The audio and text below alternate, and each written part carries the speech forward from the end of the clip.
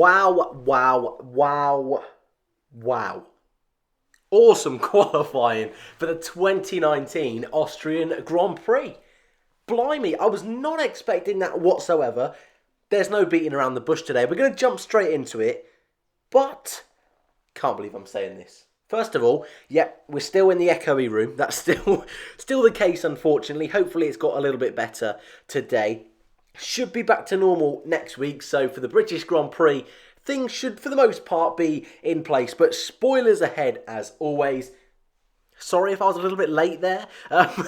On your screen now, the result. Your top three on the grid tomorrow will be Charles Leclerc, Max Verstappen and Valtteri Bottas. Again, sorry this is late. I've been at work today. It's been a bit of a strange Saturday for me. So I've come home thinking, you know what? Quali, Austria, looks like a Mercedes track on paper. But yes, Hamilton ended up P2. And of course, we're going to talk about that penalty later on. But to see Leclerc comfortably in pole position, I did not expect that. A mega lap from the Monegasque, his second ever pole position in Formula 1. Two more than Max Verstappen, who's only on the front row for, the third time in his career? Good job, though, in the end from Red Bull to be on the front row. But again, wasn't on pure pace. But to still beat a Mercedes, I think is a very respectable job from Verstappen. On your screen now, again, you're not seeing timings today. You're seeing the provisional grid for tomorrow with all the penalties applied. So, Charles Leclerc, as mentioned, P1, brilliant job today.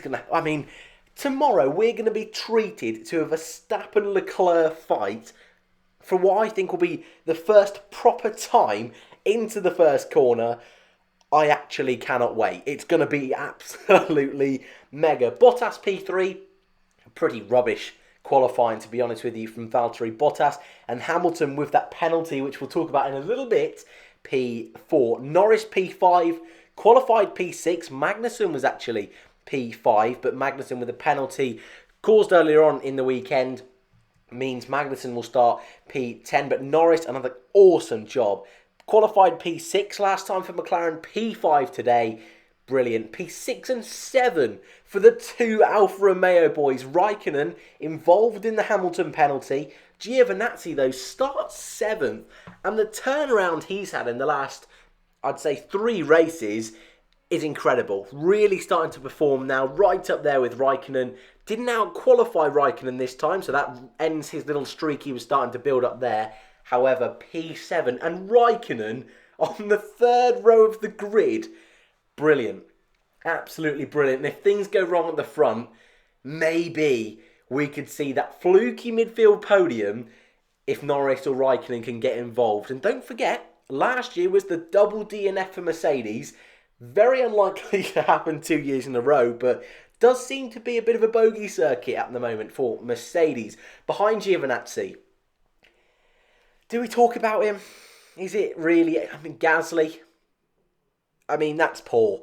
That is poor. I can't believe. Vettel, P9, but Vettel didn't do a run in Q3 because his car had issues. Still doesn't seem to be fully confirmed why, but his luck isn't changing. But Gasly did have a go. And Gasly's best lap was slower than Giovinazzi in the Alfa Romeo. I think that's got to be telling you something. Not good enough again from Gasly. We talk about him a lot here about Gasly. I don't want to talk about him for another 10 minutes, but poor from him today.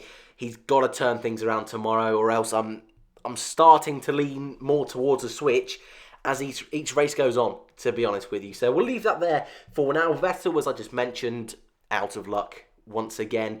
Really just after that Canada penalty, things have just not gone his way at all. I think he'll be quick in the race. Seems to me the Ferrari's the car to beat, especially in the first sector where the DRS zones are. So that could help him move through the field, but we're going to have to wait and see.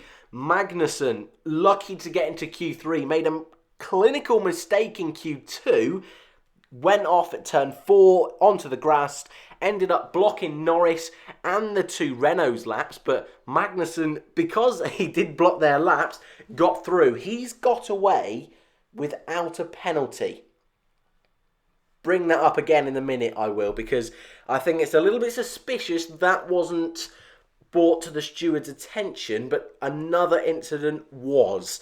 Grosjean P11, another driver caught out by Magnussen's mistake, couldn't get through, but P11, not a bad place to start. I will say that multiple times this season and last season. P11, to be honest with you, has been better than starting P5 in a midfield car. So maybe Grosjean could be a one to watch for tomorrow, starting on new fresh tyres. Likewise with Ricciardo in a similar sort of position in P12.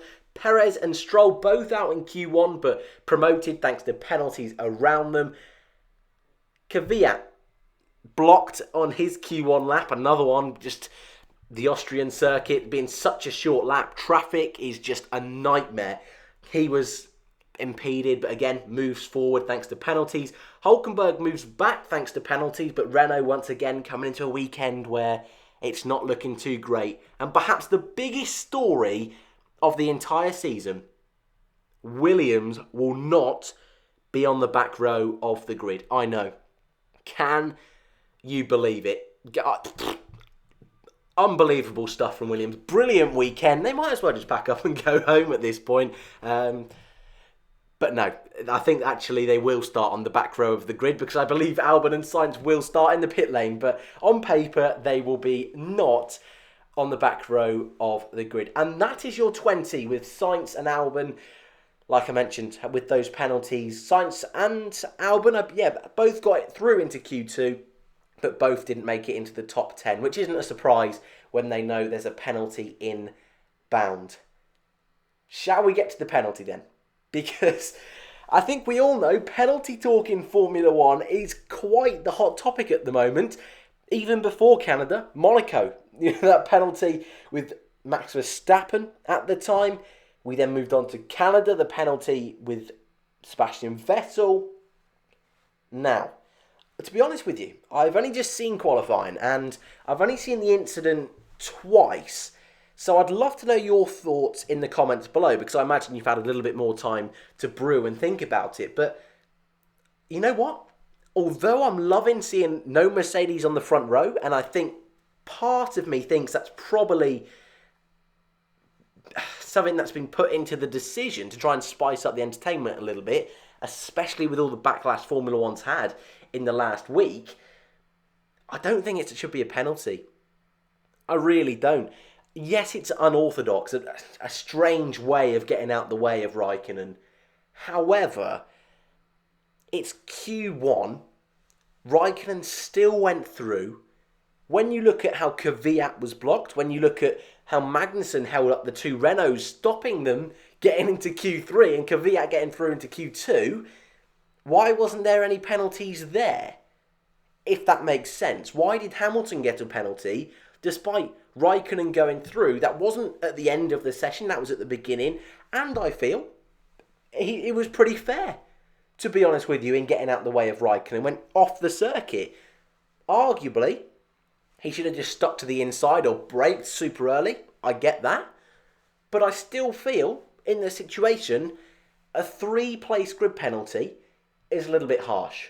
But of course, I need to know your thoughts. I need to know them in the comments below because I kind of feel that surely I must be in the wrong in thinking that because there's no way the FIA can make another penalty mistake. I don't know. I want to know your thoughts in the comments below. But yeah, buzzing that it's no Mercedes on the front row.